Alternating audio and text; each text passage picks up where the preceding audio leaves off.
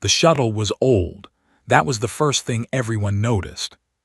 While hundreds of gleaming diplomatic vessels lined the landing platforms of the Veilthrin Interstellar Academy, each one polished and decorated with the symbols of powerful species from across the galaxy, one ship stood out for all the wrong reasons. It was small, dented, and its engine coughed black smoke as it touched down on Platform 19. The landing gear groaned like a tired animal. The hatch opened, and Kira Vasquez stepped out. She was not tall. She was not covered in armored scales like the Sithari. She did not glow with psionic energy like the Droon. She did not have 4 arms thick with muscle like the Vorathi. She was just a woman, 22 years old, brown skin, dark hair pulled back tight, wearing a simple gray jacket and carrying one duffel bag over her shoulder. She was human, the first human ever allowed to apply to the Academy. The Veilthrin Interstellar Academy sat on the crystalline world of Ethais Prime, and it was the most respected institution in the entire galactic compact. For 800 years, every powerful species had sent their best and brightest children here to train, to compete, and to earn their place among the galaxy's elite. Generals, scientists, diplomats, and fleet commanders, they all came from these halls. Humanity had only been part of the compact for 3 years. Most species still did not take them seriously.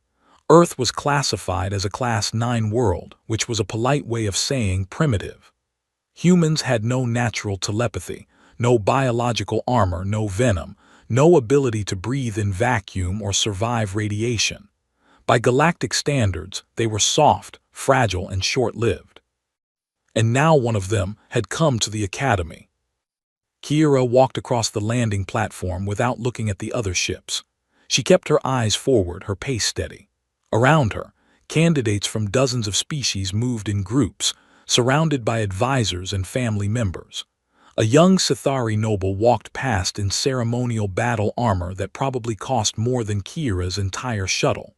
A pair of Droon floated by, their crystalline bodies humming with quiet telepathic conversation.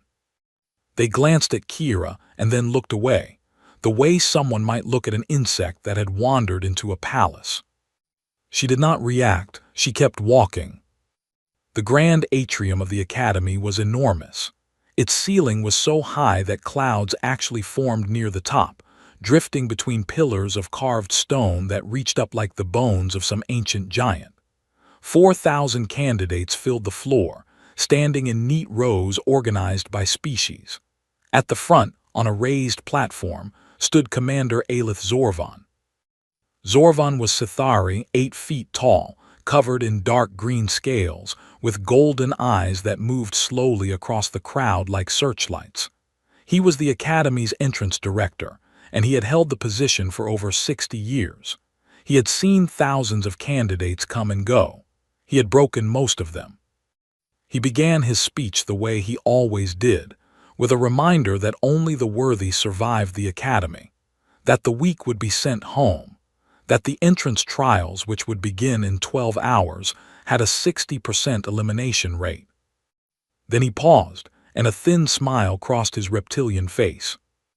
"I am told," he said, his deep voice carrying across the atrium without any amplification, "that we have a new species represented among this year's applicants, a human." 4,000 heads turned. 4,000 pairs of eyes, some of them having more than 2, found Kira standing alone at the back of the hall. She had no group, no species delegation, just her and her duffel bag. "Let us hope," Zorvan continued, "that the journey here was not too difficult for our guest. I understand their species finds space travel uncomfortable." Laughter rippled through the atrium. Not all of it was cruel. Some of it was simply the laughter of people who genuinely believed they were watching something absurd, like a fish trying to climb a mountain. Kira said nothing. Her face did not change. After the speech, the candidates moved to the registration hall to receive their identification chips and dormitory assignments. It was here that Thalos Moore found her. Thalos was Vorathi, 7 feet tall, 4 arms, each one thick with muscle and covered in a hide that could stop a blade. His family was one of the most powerful in the compact. His father was a fleet admiral. His grandfather had conquered 3-star systems. Thalos had been raised from birth to dominate, and he had never once been given a reason to doubt that he would. He stepped directly into Kira's path as she approached the registration counter. "I think you are lost," he said. His voice was like gravel rolling downhill. "The cargo bay is on the lower level. That is where animals are processed." His friends, a group of Vorathi and Sithari candidates, laughed behind him. Kira looked up at him.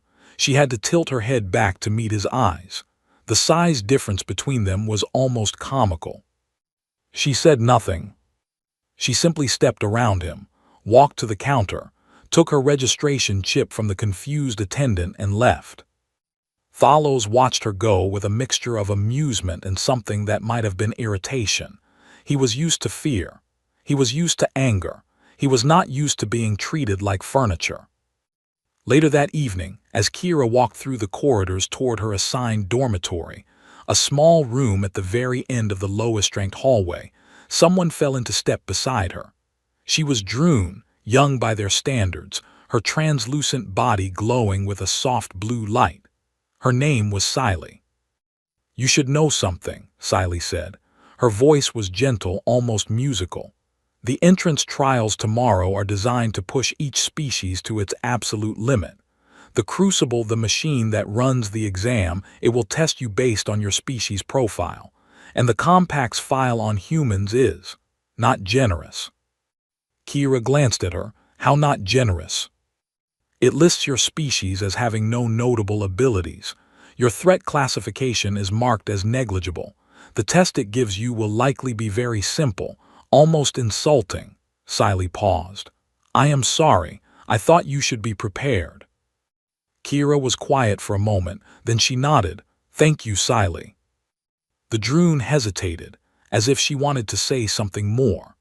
But Kira had already turned away and was studying the corridor, the placement of the security drones overhead, the structural joints where the walls met the ceiling, the pattern of the energy conduits running behind the panels.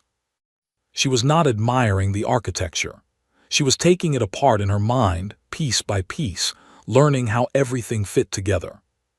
Siley watched her and felt something she could not quite name, a flicker in the human's emotional field that did not match anything in the Droon's experience. It was not fear. It was not anxiety. It was patience. The deep, quiet patience of something that had been underestimated its entire life and had learned long ago to use that as a weapon. 12 hours. That was all that stood between Kira Vasquez and the machine that would decide her future. She set her duffel bag on the narrow bed in her tiny room, sat down, and closed her eyes. She was ready. The Crucible chamber sat deep beneath the academy, carved into the bedrock of Ethais Prime itself.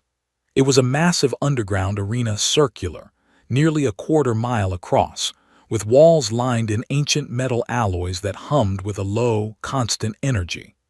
Above the arena floor, observation galleries rose in tiers, packed with candidates, instructors, and academy officials who had come to watch the next generation prove their worth. At the center of it all was the Crucible. It was not just a machine. It was the machine, an artificial intelligence that had been running the Academy's entrance trials for 800 years without a single error. It could scan any living being, access the Galactic Compact species database, and within seconds generate a personalized combat survival intelligence scenario tailored to push that individual to the very edge of what their biology could handle. The test was always hard. It was always fair. And the Crucible was never wrong. Candidates were tested in waves of 200. The first waves had already gone through by the time Kira's group was called, and the results were projected on massive holographic boards floating above the arena. The scores were impressive. A young Sithari officer candidate had fought through a gravity-warped siege scenario and scored 91. A Droon scholar had used psionic harmonics to disassemble a fortress of interlocking energy puzzles and earned 89.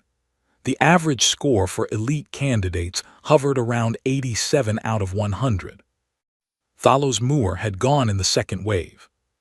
The Crucible had thrown him into a collapsing space station scenario, with enemy combatants and environmental destruction happening simultaneously. He had torn through it with raw power and precise military training, finishing in 4 minutes and 40 seconds. His score was 94, the highest of the day. He had returned to the observation gallery with his arms crossed and a look on his face that dared anyone to challenge him. Now it was Kira's turn. She stepped onto the central platform, a raised disc of smooth metal surrounded by sensor arrays, and stood still. The arena fell quiet. 4,000 candidates and hundreds of instructors watched from above. The Crucible scanned her. There was a pause. It lasted only 2 seconds, but for a machine that normally processed in microseconds, 2 seconds was an eternity. The Crucible was searching the compact database for information on humans and finding almost nothing. The species file was thin, barely a page of data. It read like a footnote: endurance-based pursuit predator, no notable psionic or biological augmentation. Average lifespan, 80 standard years. Threat classification, negligible. The arena floor shimmered, and the scenario materialized around Kira. It was an obstacle course. A simple, straightforward obstacle course. A series of walls to climb, gaps to jump, and slow-moving training drones that fired low-energy pulses a child could dodge. It was the kind of test the Crucible might generate for a species that had just barely achieved space travel. It was, by every measure, an insult. The observation galleries erupted in laughter. "Is that it?" someone shouted from the Vorathi section. "They are testing the human like a pet," a Sithari candidate said, not even bothering to lower his voice. Thalos Moore leaned forward in his seat and smiled. "A mercy," he said to his companions. "The machine knows what she is." In the gallery's far corner, Siley sat with her hands clasped together, her crystalline body dimming with distress. She could feel the mockery radiating from the crowd like heat from a fire.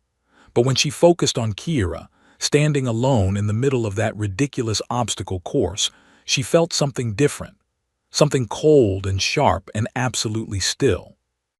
Kira moved. She did not hesitate. She did not look up at the laughing crowd.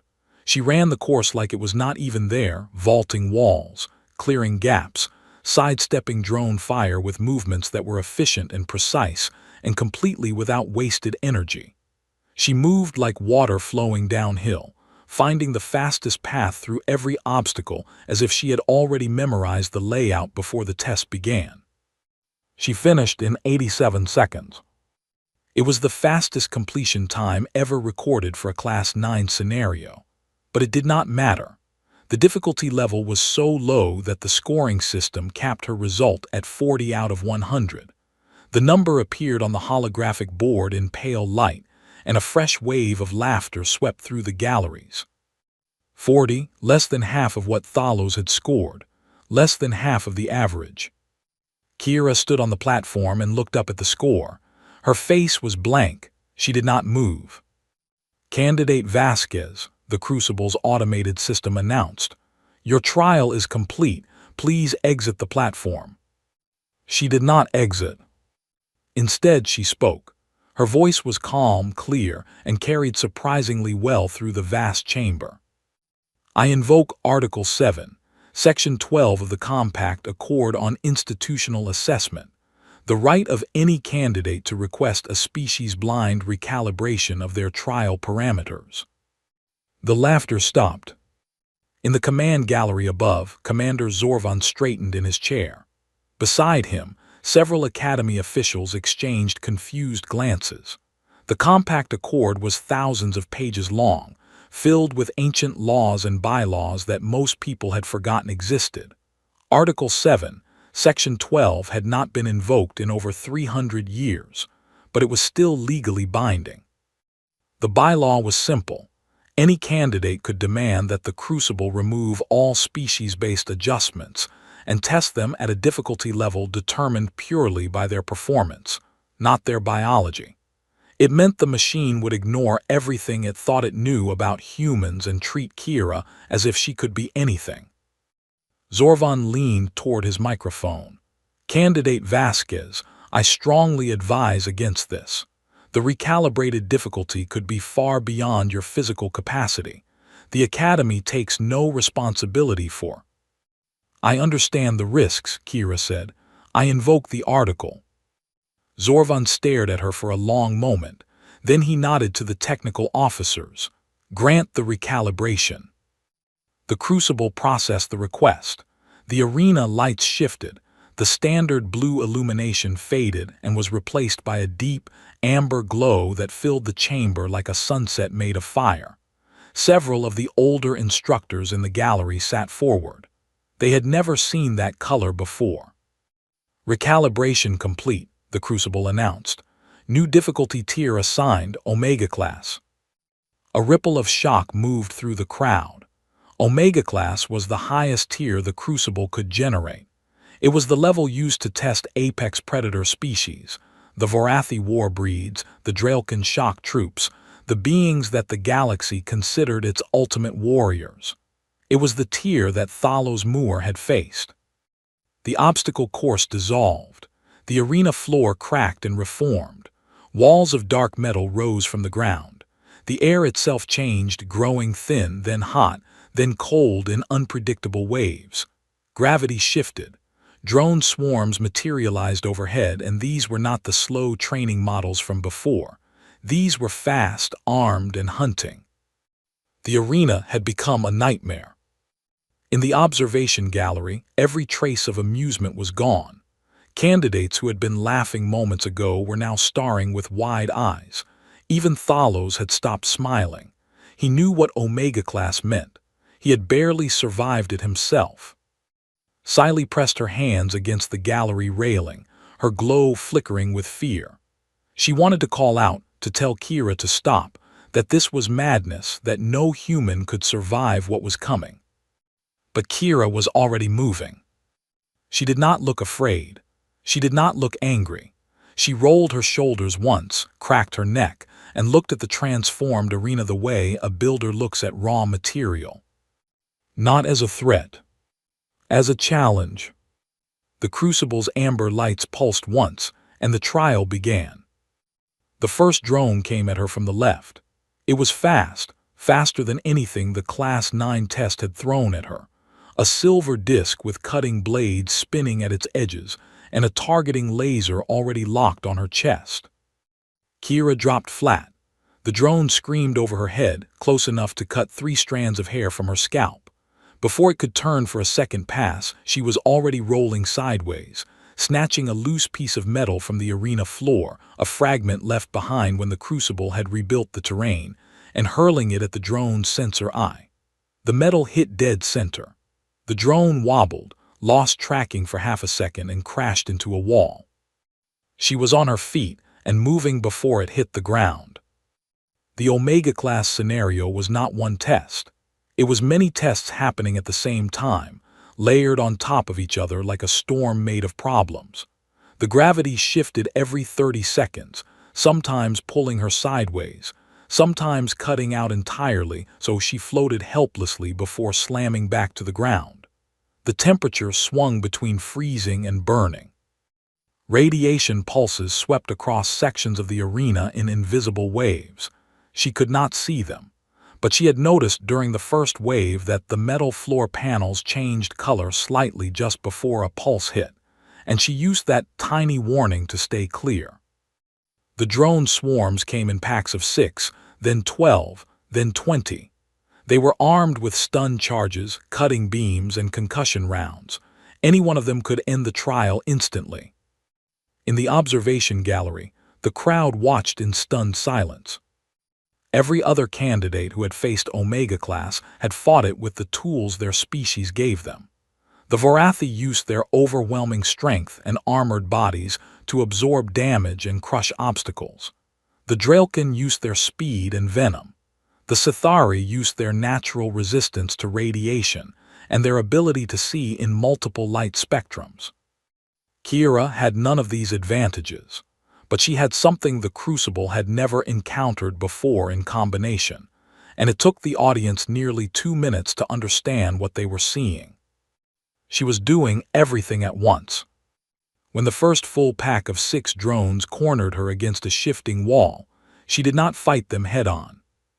She ripped the registration chip from her wrist, the small identification device every candidate wore, and jammed it into the wreckage of the drone she had downed earlier. Her fingers moved with terrifying speed across the chip's exposed circuitry, and within 8 seconds she had turned it into a crude signal emitter. She pulsed it once. 3 of the 6 drones froze midair, their targeting systems confused by a frequency that mimicked the Crucible's own command signal. The other 3 adjusted and came at her, but those 3 seconds of confusion were enough. She was already past them, sprinting toward the first logic gate. The logic gates were force field barriers that blocked the path forward. Each one could only be opened by solving a complex problem projected on its surface: mathematical sequences, spatial reasoning puzzles, pattern recognition challenges that were designed to test raw intelligence under extreme pressure. Most Omega-class candidates spent 40 to 60 seconds on each gate. There were 5 gates in total. Kira solved the first one in 11 seconds. She did not solve it the way the Crucible expected. The puzzle was a 3-dimensional rotation problem, a shape that needed to be mentally rotated through 4 axes to find the matching configuration. Instead of rotating the shape in her mind, Kira looked at the shadow the holographic shape cast on the floor, realized the shadow already showed the answer from a different angle, and input the solution. She solved the second gate in 9 seconds using a similar shortcut, finding a pattern in the colors of the display rather than in the mathematical sequence itself. The Crucible had designed the puzzles to test one kind of thinking. Kira was using a different kind entirely. In the command gallery, one of the technical officers turned to Commander Zorvan with a look of disbelief.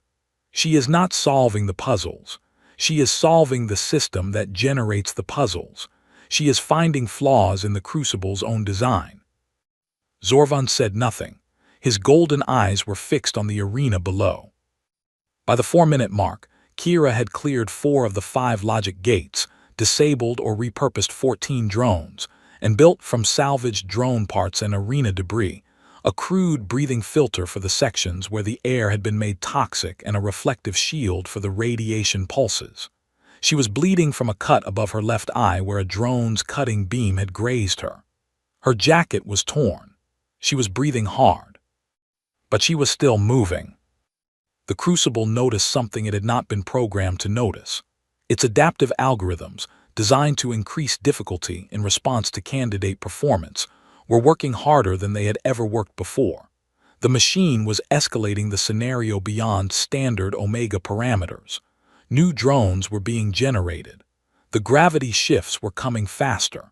The environmental hazards were overlapping in ways that should have been impossible to navigate. And still she adapted.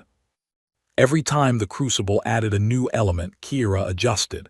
Not instantly, not perfectly, but fast enough. She stumbled, got hit, bled, and kept going. She made mistakes and corrected them in real time. She was not stronger than the test. She was not smarter than the test. She was simply refusing to stop learning, refusing to stop changing, refusing to let any single problem define her limits. The crowd in the gallery had gone completely quiet. Even the ones who had been laughing were now leaning forward, gripping the railings. Siley's crystalline body was glowing so brightly with emotional resonance that the candidates sitting near her had to shield their eyes. At the 6-minute mark, Kira reached the final challenge. The Crucible generated a simulated Vorathi war captain, a holographic combatant modeled after the deadliest close combat species in the galaxy. It was 7 feet tall, 4-armed, and programmed with centuries of Vorathi fighting techniques. In a straight fight, it would destroy any human in seconds. Kira did not fight it straight. She had been collecting drone parts throughout the entire trial, stuffing them into her jacket pockets, clipping them to her belt. Now she used them. She threw 3 signal emitters in a wide arc around the war captain. Each one pulsed at a slightly different frequency, creating a web of interference that made the holographic combatant flicker and stutter. It could still fight, but its reaction time was cut in half. That was not enough to beat it, she knew that, so she did something else. She had been watching how the Crucible built its scenarios, how the walls rose, how the floor shifted, how the gravity fields were generated. She had been mapping the system's architecture in her mind since the trial began, the same way she had mapped the Academy's corridors the night before.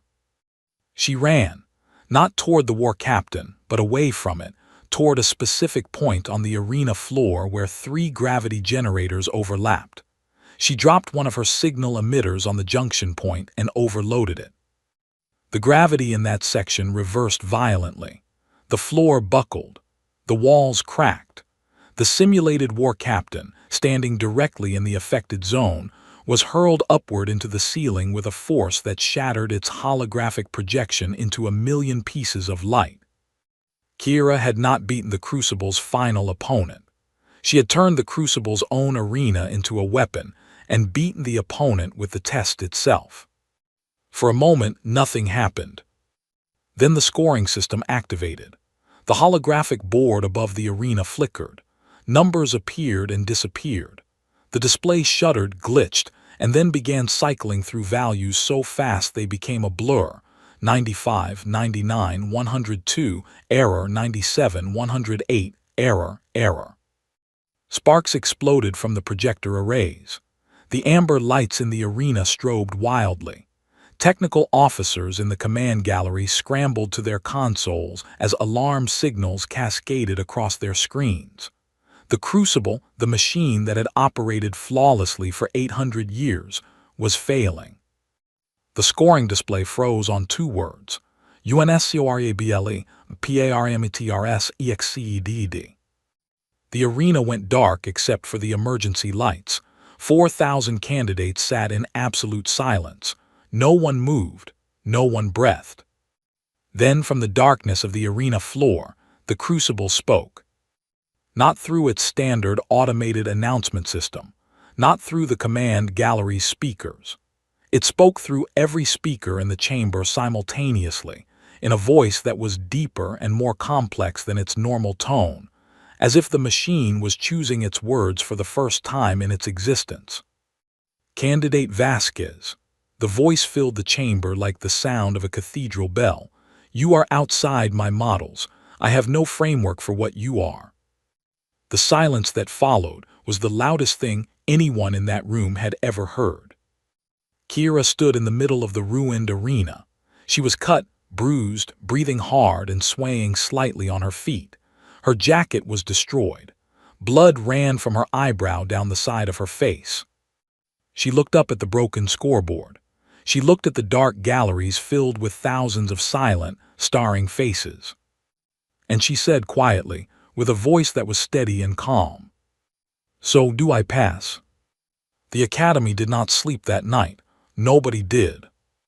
Within an hour of the Crucible's failure, the footage had spread beyond the Academy walls. Somehow, no one could say exactly how, a recording of Kira's trial leaked onto the Compact's open communication networks. By midnight, it had been viewed on 47 worlds. By morning, the number was over 300 and climbing. The video showed everything: the laughing crowd, the insulting obstacle course, the invocation of Article 7, the amber lights, and then 8 minutes and 19 seconds of a small human woman tearing through a test designed to break the strongest species in the galaxy and breaking the machine instead. The galaxy had opinions. On Earth's orbital colonies, people gathered in common halls and watched the footage on loop. Some cried. Some cheered. Many just sat in silence, staring at the screen, unable to fully understand what they were feeling. For 3 years, humanity had been the Compact's afterthought, tolerated but never respected, given provisional membership the way someone might give a stray animal a corner to sleep in. Now one of their own had walked into the heart of galactic power and done something that no one from any species had ever done. On the Vorathi homeworld, the reaction was different. Military analysts reviewed the footage frame by frame. They were not laughing. A species that could improvise weapons from debris, reprogram enemy technology in seconds, and use an environment as a weapon was not a joke. It was a threat assessment waiting to happen. And on Ethais Prime, inside the Academy's High Council chamber, the argument had been raging for 6 hours straight. The chamber was a circular room with walls made of living crystal that shifted color based on the emotional state of its occupants. Right now, it was a deep, angry red. 3 factions had formed, and none of them agreed on anything. Commander Zorvan led the traditionalists. He stood at the center of the chamber, his scales dark with agitation, and made his case with the precision of a lawyer and the fury of a soldier. She broke the crucible, he said. She exploited an ancient bylaw to force a recalibration. Then she deliberately pushed the system beyond its operational parameters. Whether she did this through skill or through recklessness is irrelevant. She damaged the most important piece of institutional technology in the compact. She should be disqualified and sent home. Several council members nodded. The crucible was not just a machine to them. It was a symbol. For 800 years, it had been the objective standard by which every species measured its worth. If a human could break it, what did that mean for every score it had ever given? What did it mean for the rankings, the hierarchies, the entire structure of galactic power that depended on the idea that some species were simply better than others? Zorvan knew exactly what it meant. That was why he wanted her gone. On the opposite side of the chamber stood Dean Ilvara. She was Droon, ancient even by their long-lived standards, her crystalline body so old that it had become almost transparent, glowing with a deep internal light like a lantern made of glass. She had been at the Academy for 200 years, and she spoke with the calm patience of someone who had seen empires rise and fall. The crucible was designed to identify extraordinary candidates, she said. That is exactly what it did. It encountered a being whose capabilities exceeded its models, and it reported that finding clearly. The machine did not fail. It told us the truth, that we do not understand this species. Punishing the candidate for revealing our ignorance would be a far greater failure than any technical malfunction. The third voice belonged to War Marshal Draven. He was Vorathi, but he was nothing like Thalos Muir. Where Thalos was young and proud, Draven was old and scarred. He had lost one of his 4 arms in a battle 20 years ago and had never replaced it. He did not care about politics or pride. He cared about survival. I have watched the footage 7 times, Draven said. His voice was rough, like stones grinding together. I do not care about the crucible. I do not care about bylaws or scores or rankings. What I care about is that there is a threat at our borders that we cannot stop. He brought up a holographic display, a map of the galaxy's edge, where a dark, spreading stain marked the advance of the hollow tide, an extragalactic force of unknown origin that had been slowly consuming frontier worlds for the past decade. The Compact's military had thrown everything at it: Vorathi shock troops, Sithari battle fleets, Draelkin special forces. Nothing had worked, because the hollow tide adapted to every strategy after a single engagement. We need someone who can out-adapt an adaptive enemy, Draven said, pointing at the map. I just watched a 22-year-old human do exactly that against the most sophisticated testing system in the galaxy. I want her in the advanced combat track by the end of the week. The argument continued for another 3 hours. While the council debated, Kira lay in the medical ward. The cuts and bruises from the trial were minor by human standards, but had fascinated the Academy's medical staff, who had never treated a human before. They kept scanning her, amazed at how quickly her body was already healing the smaller wounds on its own. Your cellular repair rate is remarkable for a species with no regenerative augmentation, the chief medical officer said, studying a display of Kira's blood work. Kira shrugged. We just heal, it is what we do. Sci-Fi came to visit in the afternoon. She brought a container of nutrient solution, the Droon equivalent of a get-well gift, and sat beside Kira's bed with her glow dimmed to a soft, comfortable warmth. The entire academy is talking about you, Sci-Fi said. I noticed. 2 instructors came to scan me this morning. I think they wanted to check if I was actually human. Sci-Fi laughed, a sound like tiny bells, but then grew serious. Kira, when you were in the arena, I could feel your emotional resonance. Droon can sense what others feel, especially during moments of extreme stress. Every other candidate I have ever sensed during the trials radiates fear or determination or controlled aggression. She paused. You radiated joy. Kira was quiet for a moment. That is a human thing, she said finally. When we find something that is almost impossible, something that pushes us to the edge of what we can do, some of us do not feel afraid. We feel alive. It is probably why our species survived as long as it did. We are not the strongest or the fastest, but we are the ones who run toward the hardest problems instead of away from them. Sci-Fi stared at her. That is either the most inspiring or the most terrifying thing I have ever heard. It can be both. That evening, Thalos Moore appeared at the medical ward entrance. He did not come inside. He stood in the doorway, his 4 arms folded across his chest, and looked at Kira with an expression she could not read. You have made enemies, he said, powerful ones. The traditionalist faction wants you expelled, and Zorvan has influence that extends far beyond this academy. My family's position depends on the current order, on Vorathi being recognized as the apex. What you did in that arena challenges everything. I just took a test, Kira said. You destroyed the test. That is not the same thing. He studied her for a long moment. I am not your enemy, Vasquez. Not yet, but I am not your friend either. Be careful. He turned and left without waiting for a response. The council's decision came at midnight.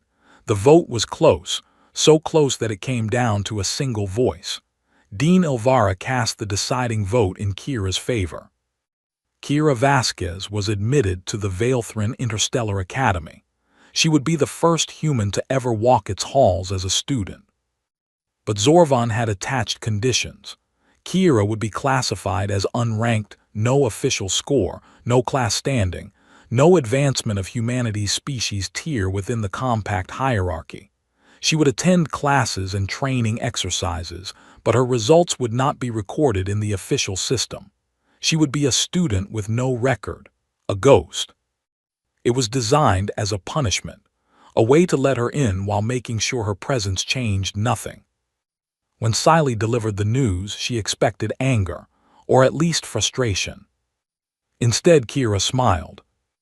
They just told me, she said, that what I did was so far outside their system that they had to build an entirely new category to contain me. They think that is a punishment. She leaned back on her medical bed and stared at the ceiling. Where I come from, we call that a compliment. Late that night, deep beneath the academy, in the repair bay where technicians were working to restore the crucible, something unusual happened. The machine activated on its own, just for a moment. The technician stepped back in alarm as the system's core processors fired up without any input, accessed the compact species archive, and opened the file on Homo sapiens. The crucible read its own original assessment, the thin, dismissive paragraph that had classified humans as negligible, and deleted it. Then it began writing a new entry, line after line of data, analysis, and projections that the technicians could not fully understand.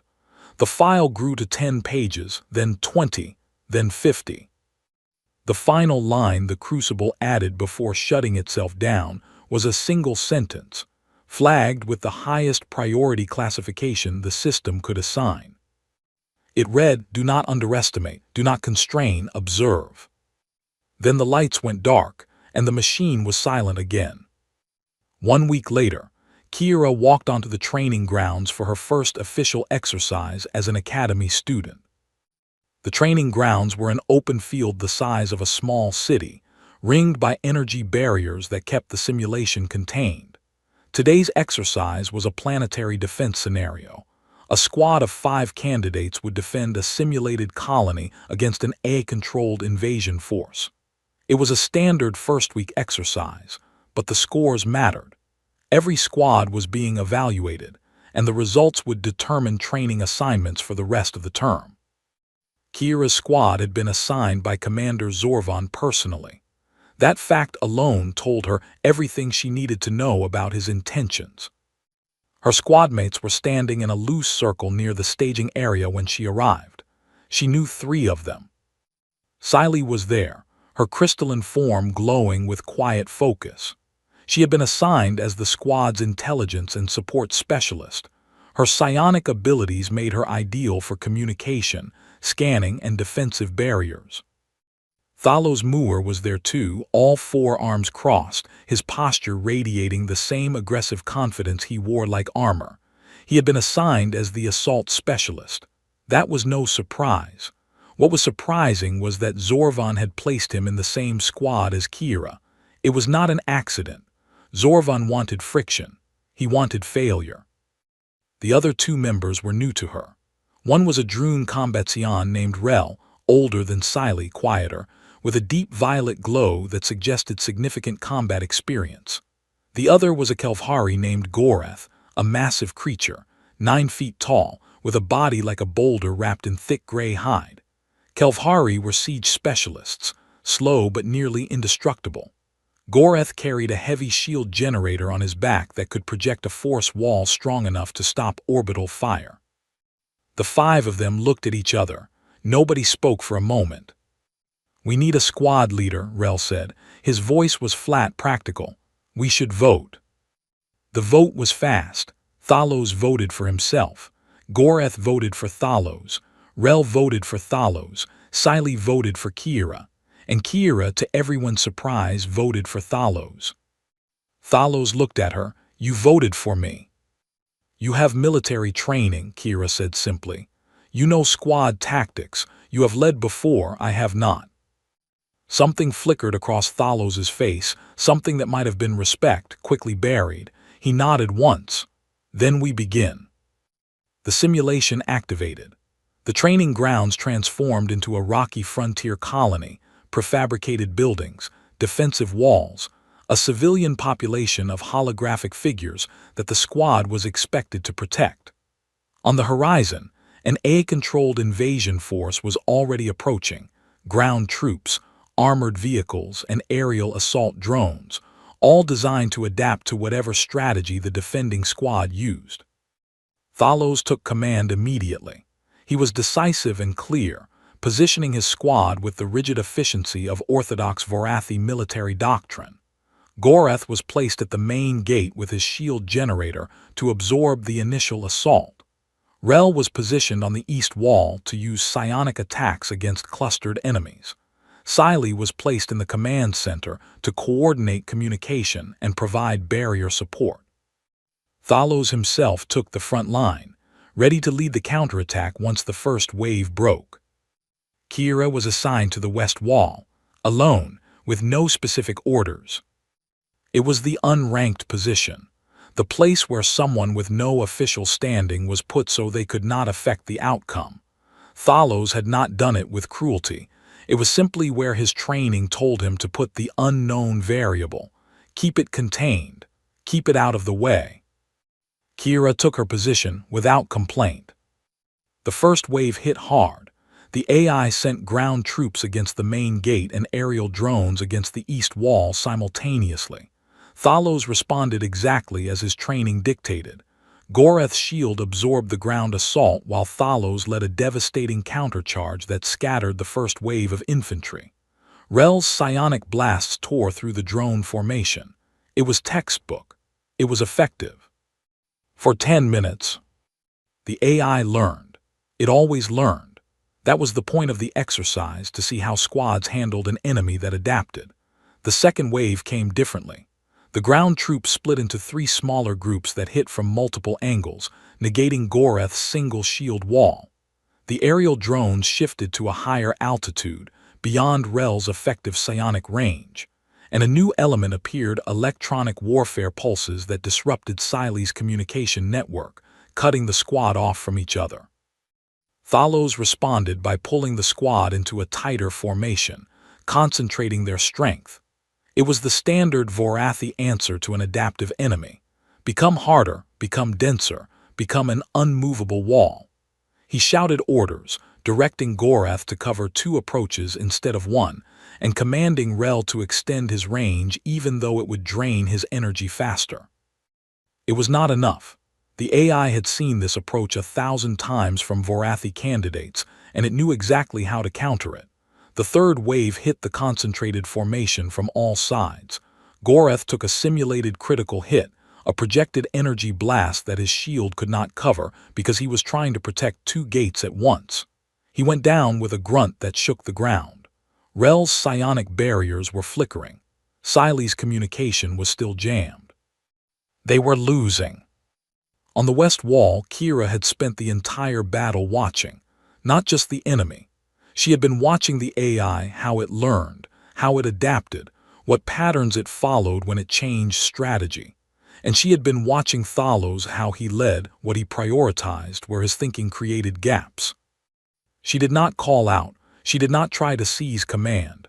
She knew that in this moment, Thalos would not listen to orders from her. His pride, his training, and his instincts would reject it, so she did something else.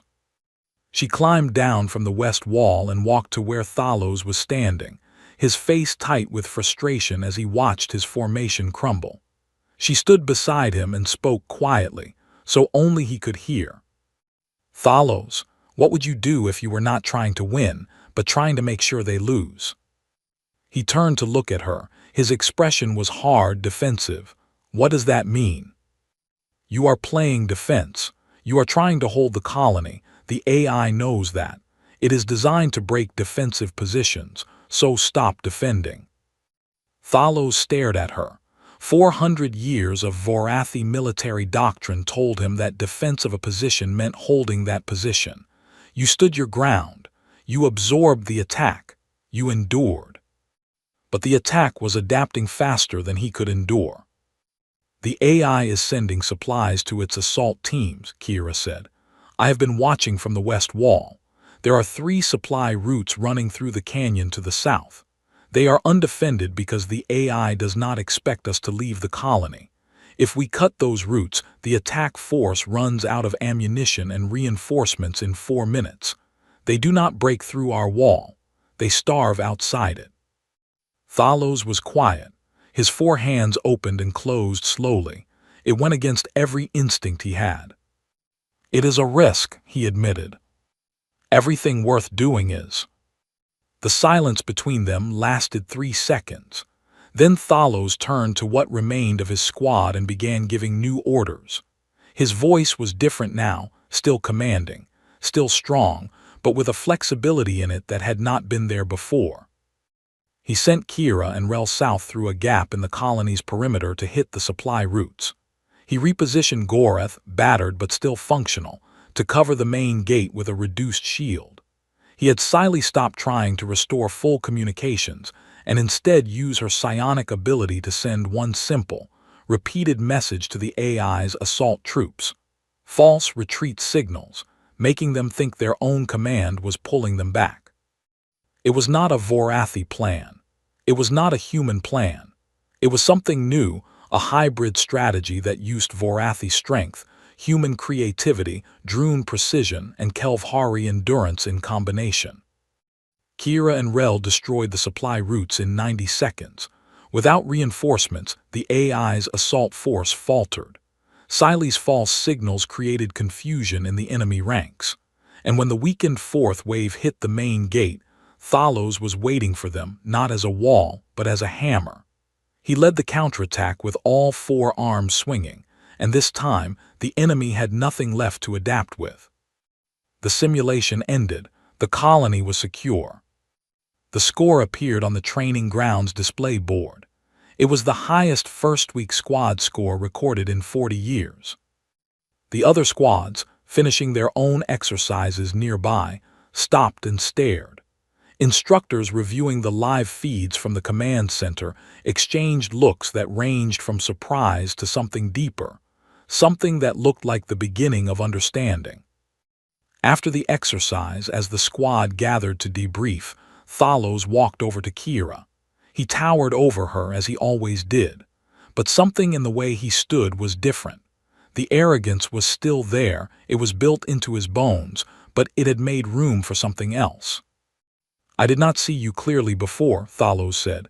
"I see you now." It was not an apology. Vorathi did not apologize. But in their culture, those words meant something far heavier. It was an acknowledgement that his view of reality had been wrong, and that he was strong enough to admit it. Kira nodded. "That is all I ever wanted." That evening, in her office high above the academy grounds, Dean Ilvara sat alone. The training reports from the day were spread across her desk, holographic files showing scores, analyses, and performance reviews for every first-week squad. She had read them all, but she kept returning to one. She opened it again. Kira's squad, the hybrid strategy, the score. Then she opened another file, one that was not part of the training reports. It was classified at the highest level the compact allowed, intelligence on the hollow tide. The extragalactic threat was accelerating. 3 more frontier worlds had gone dark in the past month. The compact's best strategists had run every scenario, deployed every doctrine, and the result was always the same.